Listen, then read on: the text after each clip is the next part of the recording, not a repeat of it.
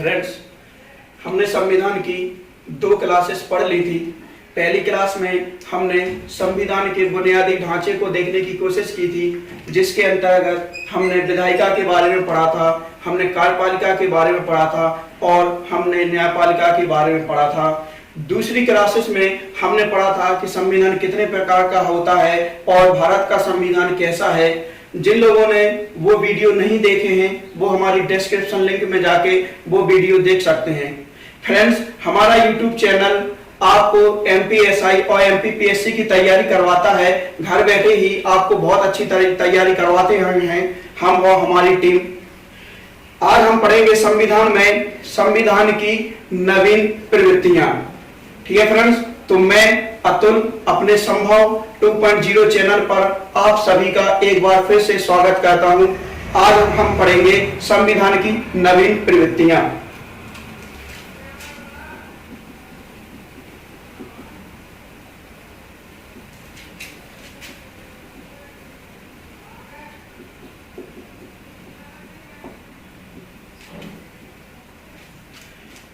एक बात आप लोगों को बताना चाहूंगा कि ये जो टॉपिक है ये व्याकरण के रिस्पेक्ट से उतने इंपॉर्टेंट नहीं है और उतने क्या बिल्कुल भी इंपॉर्टेंट नहीं है व्याकरण के रिस्पेक्ट से।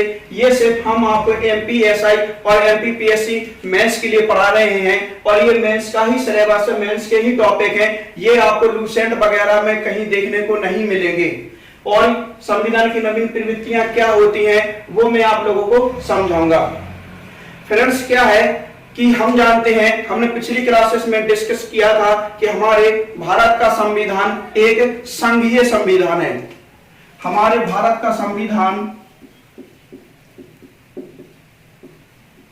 संघीय संविधान है। संघीय संविधान हमने देखा था कि संघीय संविधान क्या होता है। संघीय संविधान वो संविधान होता है जिसमें शक्तियों का आदान प्रदान केंद्र और राज्यों के बीच आपसी समझौते से होता है। संघीय संविधान क्या होता है? जिसमें शक्तियों का आदान प्रदान केंद्र और राज्यों के बीच आपसी समझौते से होता है। संघीय संविधान में हमने 2 टाइप देखे थे। पहला था परिसंघीय, और दूसरा देखा था हमने यूनियन। पर ये संघीय का मतलब था इसमें शक्तियों का जो आदान प्रदान हो रहा था वो हो रहा था राज्य से केंद्र की ओर, जैसे अमेरिका का संविधान। यूनियन संविधान में शक्तियों का आदान प्रदान जो होता है वो होता है केंद्र से राज्य की ओर। इस स्थिति में जो केंद्र होता है वो पावर में होता है, जैसे हमारे इंडिया का संविधान। इस स्थिति में केंद्र क्या होता है? पावर में होता है। और परिसंघीय संविधान में कौन पावर में होता है? राज्य पावर में होता है, जैसे अमेरिका का संविधान। यूनियन संविधान में केंद्र पावर में होता है, जैसे इंडिया का संविधान। तो संघीय संविधान क्या होता है? जहां पे शक्तियों का जो आदान प्रदान होता है वो राज्य और केंद्र के बीच आपसी समझौते से होता है।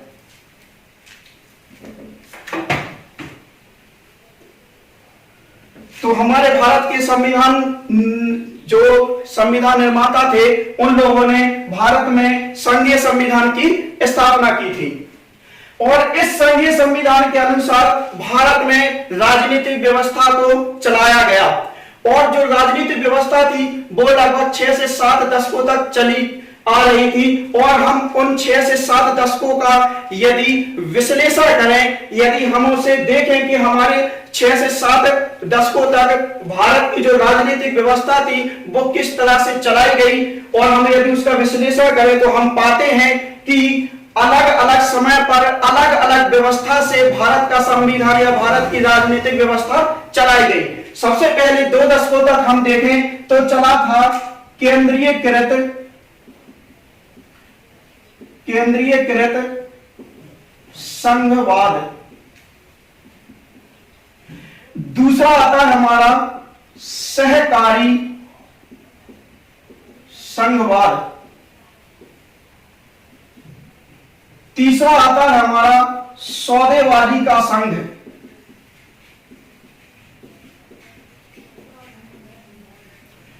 चौथा आता है हमारा गठबंधन सरकार। पांचवा आता है हमारा नियोजन और भारतीय संघ। और छठवां आता है हमारा भूमंडलीकरण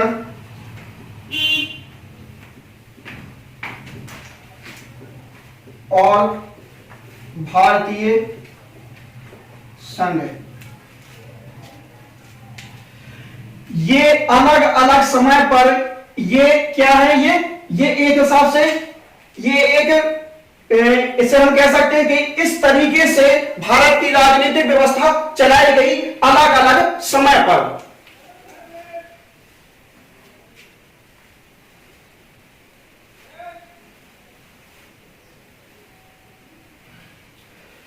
ठीक है फ्रेंड्स, तो भारत का संविधान कैसा है? संघीय संविधान। लेकिन संघीय संविधान होने के बावजूद भारत में अलग अलग समय पर एक अलग अलग तरीके से भारत की जो राजनीतिक व्यवस्था है उसको चलाई गई। और वो कैसे चलाई गई वो हमने 6 रूपों में देखी। और हम सबसे पहला देखते हैं केंद्रीयकृत संघवाद, दूसरा देखते हैं हम संघ सहकारी संघवाद, तीसरा देखते हैं हम सौदेबाजी का संघ, चौथा देखते हैं गठबंधन सरकार, नियोजन और भारतीय संघ, भूमंडलीकरण और भारतीय संघ। फ्रेंड्स, मैं आपसे फिर से कहना चाहूंगा कि ये जो टॉपिक है ये सिर्फ एमपीपीएससी मेंस और एमपीएसआई के लिए है। व्यापम के रिस्पेक्ट से बिल्कुल भी आप लोगों को पढ़ने की जरूरत नहीं है। हम पहला देखेंगे केंद्रीयकृत संघवाद। केंद्रीयकृत संघवाद यानी कि केंद्र और संघवाद, यानी कि इसमें जो पावर में जो कौन रहेगा वो केंद्र रहेगा और राज्यों को उतनी ज्यादा रिस्पॉन्सिबिलिटी नहीं दी जाएगी।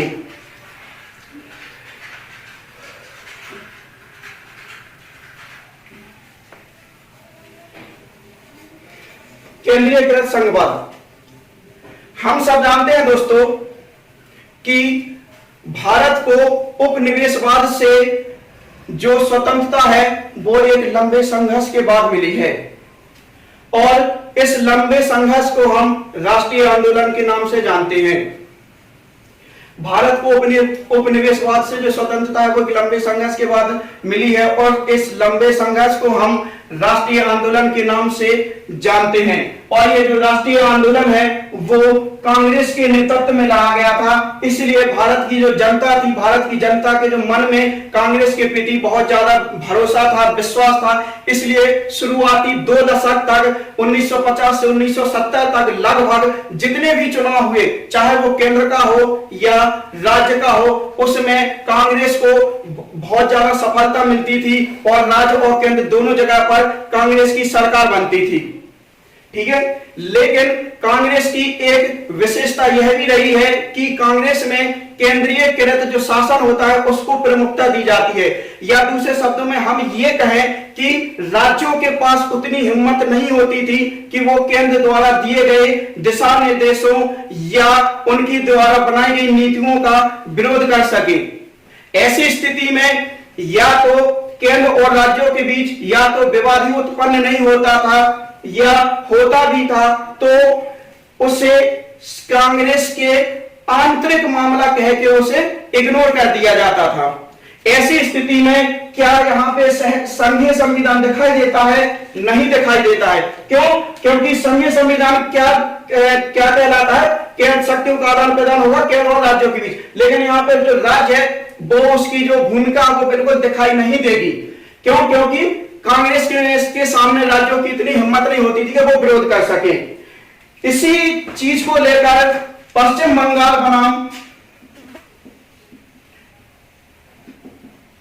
एक केस लगा था, पश्चिम बंगाल बनाम भारत संघ। पश्चिम बंगाल बनाम भारत संघ 1963 में यह केस लगा था और इस केस में सुप्रीम कोर्ट ने यह कहा था कि भारत की जो व्यवस्था है वो संघीय संविधान व्यवस्था नहीं है, क्योंकि यहाँ पे राज्यों को पूरी तरह से इग्नोर कर दिया जाता था या राज्यों के पास इतनी हिम्मत नहीं होती थी कि वो कांग्रेस की नीतियों का विरोध कर सके। ठीक है फ्रेंड्स, तो ये था हमारा केंद्रीयकृत संघवाद। केंद्रीयकृत संघवाद मतलब केंद्र ने सिर्फ अपनी चलाई है। यहां पे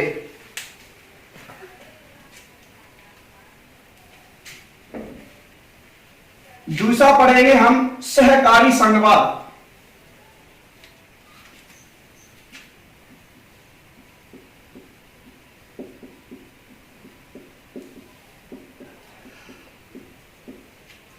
सहकारी संघवाद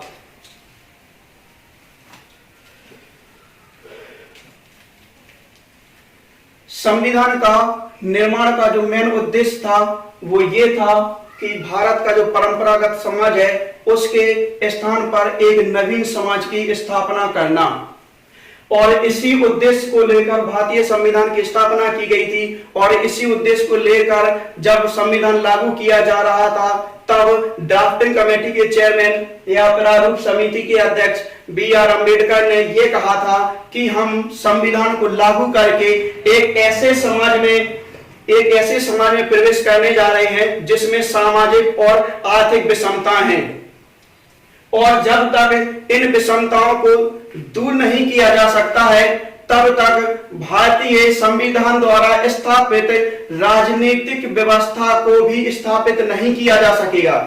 ठीक है फ्रेंड्स, जब तक इन विषमताओं को दूर नहीं किया जा पाएगा तब तक भारतीय संविधान द्वारा स्थापित राजनीतिक व्यवस्था को भी स्थापित नहीं किया जाएगा। यानी संविधान का मेन उद्देश्य यहाँ पे ये था कि सबसे पहले इन विषमताओं को दूर करना है। ठीक है, और इन विषमताओं को दूर करने का दायित्व संविधान संघ की एक सरकार को सौंपना नहीं चाहती थी। वो इस दायित्व की पूर्ति के लिए दोनों सरकारों, संघ केंद्र सरकार और राज्य सरकारों का दोनों को सौंपना चाहती थी इसका दायित्व। और संविधान में ऐसे कई आर्टिकल्स को जोड़ा गया है जो केंद्र और राज्य के बीच समन्वय स्थापित करता है, क्योंकि समन्वय स्थापित करना बहुत जरूरी था। अगर हमें उस दायित्व की पूर्ति करना है, हमें वो दायित्व पूरा करना है ताकि हमारी जो विषमता है वो दूर हो जाए, तो केंद्र और राज्य के बीच समन्वय बहुत ज्यादा आवश्यक है। और इसी के लिए संविधान में ऐसे अनेक आर्टिकल्स को जोड़ा गया है जो केंद्र और राज्य के बीच समन्वय स्थापित करता है। जैसे हम देखें यहां पे नियंत्रक और महालेखा परीक्षक, नियंत्रक और महालेखा परीक्षक, आर्टिकल 148। राज्यपाल आर्टिकल 153। नदी जल प्राधिकरण आर्टिकल 262। अंतरराज्यीय परिषद, अंतरराज्यीय परिषद 263। वित्त आयोग 280। अखिल भारतीय सेवाएं,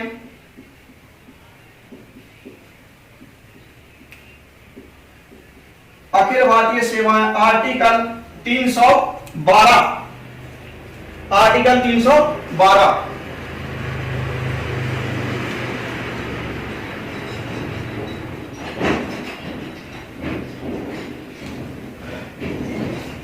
ये सारी की सारी संस्थाएं ऐसी संस्थाएं हैं जो केंद्र और राज्यों के बीच समन्वय स्थापित करता है। जैसे नियंत्रक और महालेखा परीक्षक जो होता है वो राज्य का भी लेखा जोखा होता है, वो देखता है। राज्यपाल की नियुक्ति केंद्र द्वारा की जाती है। नदी जल प्राधिकरण, यदि दो राज्यों या तीन राज्यों के बीच नदी का जो विवाद उत्पन्न होता है उसका सॉल्यूशन किया जाता है। अंतरराज्यीय परिषद या दो या तीन राज्यों के बीच सीमा को लेकर या किसी भी चीज को लेकर यदि विवाद उत्पन्न होता है तो वो अंतरराज्यीय परिषद द्वारा सॉल्व किया जाता है। वित्त आयोग केंद्र द्वारा राज्य को दिया जाता है। अखिल भारतीय सेवाएं 312 हम सब जानते हैं। तो ये ऐसी संस्थाएं हैं जो केंद्र और राज्यों के बीच समन्वय स्थापित करती हैं, और समन्वय स्थापित करना जरूरी है क्योंकि हमें जो हमारा दायित्व है, संविधान का मेन दायित्व है समाज की जो विषमता है, सामाजिक और आर्थिक उन विषमताओं को दूर करना है। क्योंकि इन विषमताओं को दूर नहीं किया जा सकेगा तब तक संविधान को अच्छे से लागू नहीं कर पाएंगे। इसलिए हमने इन सभी आर्टिकल्स को संविधान में जोड़ा है संविधान निर्माताओं ने। लेकिन संविधान लागू होने के बाद योजना आयोग का गठन किया गया, जिसे अब हम नीति आयोग के नाम से जानते हैं। 2014 के चुनाव में हम सब जानते हैं कि लगभग 3 दशक बाद एक लोकसभा में हमें एक ऐसी व्यवस्था देखने को मिली जिसमें किसी एक पार्टी को इतना स्पष्ट बहुमत मिला। इससे लगभग 6 दशकों से जो नियोजन पद्धति चली आ रही थी उसका खात्मा हो गया। जो नियोजन पद्धति थी वो खत्म हो गई और उसकी जगह पे क्या आ गई, सहकारी संघवाद आ गया। उसकी जगह पे सहकारी संघवाद आ गया और योजना आयोग को भी नीति आयोग में कन्वर्ट कर दिया गया। और नीति आयोग का जो गठन किया गया और राज्यों को जो भागीदारी सौंपी गई, उससे भारत में सहकारी संघवाद की स्थापना होती है। और नीति आयोग का मेन उद्देश्य भी यही था कि जो सरकार है वो अपने विकास के लक्ष्यों को राज्य सरकारों के सहयोग से प्राप्त करना चाहती है। जो विकास के लक्ष्य हमारे वो राज्य सरकार और केंद्र सरकार दोनों के सहयोग से प्राप्त करना चाहती है। ये हमारे नीति आयोग का मेन उद्देश्य है। और इस तरह से भारत में एक सहकारी संघवाद की स्थापना होती है। ठीक है फ्रेंड्स। और इसी व्यवस्था को लेकर एक राजनीतिक विचारक थे